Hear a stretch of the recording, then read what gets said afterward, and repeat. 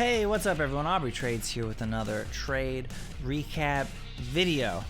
You know, I think I did a decent job trading my plan, sticking to the names I was prepared for, but alas, still ending the day.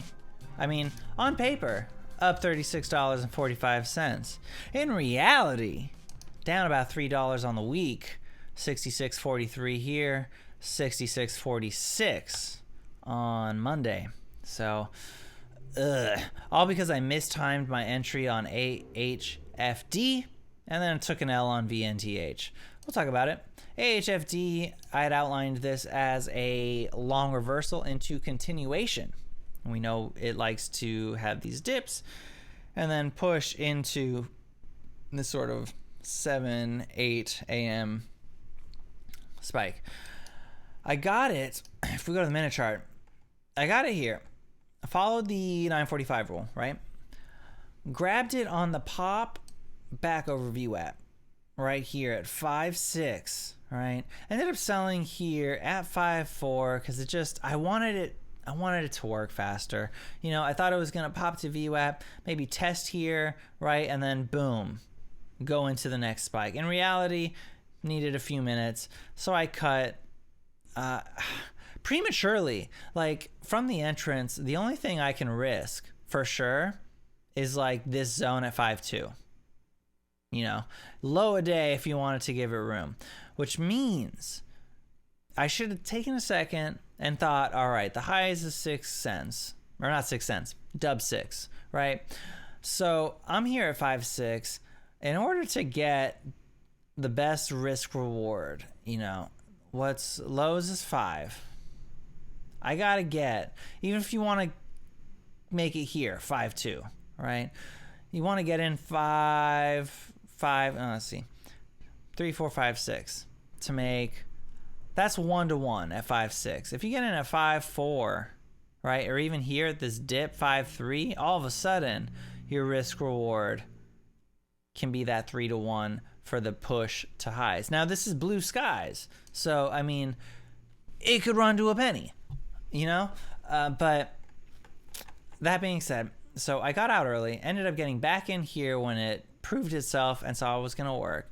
Should have known I needed more market structure to go off of, clock this higher low here, especially if we zoom out and we go to the 3-minute, right? You can see very clearly, boom, the higher low, and then before it takes off here. Took a piece, got 5.9 to 6.4, which is where it was topping out at the time, before hitting a high of 69. Lol. But even according to my own system, right, I'm looking to get out when I get underneath the HMA. That's when things start to lose some steam. The best momentum drivers like this will never really go beneath, even though this did end up having some continuation and sort of popped around on this on this EMA here. Is what it is. So I took it, got about $60 out of it, but you know, it happened in multiple pieces, so the commissions kind of ate it up a little bit. VNTH I took was a breaking news play over here. We'll go to the minute chart, and they got a new CEO. So I thought, you know, maybe this could see another spike. You're not going to show me the thing on the minute chart? Good for you. Ended up getting out for an L. Had a couple minutes here where I could have taken a small gain / gotten out for a scratch, but I was looking for this break of the trend line. I was hanging out over VWAP, sold out when we went beneath. We looked beneath, there wasn't a whole lot of buyers stepping up to support, so it's like, better cut the L here before it gets worse, which would have been a lot worse because it went to 88, right? So there you go there. And HX was the 3rd day surge I outlined, which I ended up getting in a little bit too early. Took my around 945 entry, and this all looked good up to this point, right? You had the dip, here you're here, boom, boom, boom. Okay, now we're gonna pop over VWAP and it's gonna start working. In reality, I wanted to double dip. I had a hard stop set here at like this 450. I got filled at 449. Oh well. Ended up working, ended up hitting a high of 575. What can you do? What can you do? This is also why I like this. The convergence, the pop over, because that more, I think, is a stronger indication of a momentum move up. Even though you can get this, but this seems shady. You're still under VWAP, right? This is what I look for. This is what I was trying to look for, or what I thought I saw on AHFD when I was looking at the minute chart. But when you zoom out into the 5, we weren't there yet. The better entry would have been somewhere. I mean, honestly, this didn't give you a clear 5-minute entry. So TBH. Go to the 3 minutes, see if you had a clearer entry. Kind of not really. So it was a little tough. I think I did well to wait and to take the entry. I could have known that I needed to risk at least 5.2, in which case I would have known to hold through this and given it time to clock that high or low before ripping up. I'm going to take that as a lesson into next week as we go. But as of now, I got about $500 left in buying power. So we're going to wait around, see if something interesting presents itself in the afternoon. MWWC ended up having a nice reversal long.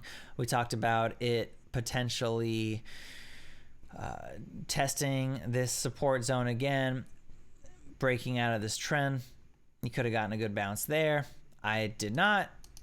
I missed it. CBTC spikes really good in the morning despite being met with constant sellers at every uptick here. GGII got some breaking news. Looks like it's going to continue on. I'm not going to take any of that. And yeah, I mean, Jasper did the thing, but it sort of blew its load in the pre-market. I mean, look at this, going from 1249 to 1840s right at the open before just fading the rest of the day. It's usually what you see when those kind of moves. And then I was looking at WTRH if it wanted to hold here into the afternoon, but it's not looking so good anymore. Neither is NXTD. So we'll see if anything pops up. I mean, I got my midday scanner here pulled up on stocks to trade, not showing anything. So might just be a sit on my hands type of day, in which case that's totally fine. That's all I got for this recap. If I make another trade this afternoon that puts me in the green, I'll cover it on the weekly recap. But it's gotta be something that's like high odds gonna work, because I'm not trying to end the week negative like $10-20. I just can't, So thanks so much for watching this video. If you got value out of this, please hit that like button. Helps out with the YouTube algorithm. Consider subscribing and leave me a comment down below. Let me know what you're doing to help your trading. Let me know if you got tickers that you want some TA on. Leave them down there and I'll throw them up in the next video. Otherwise, I will see you in the next one for the weekly trade recap.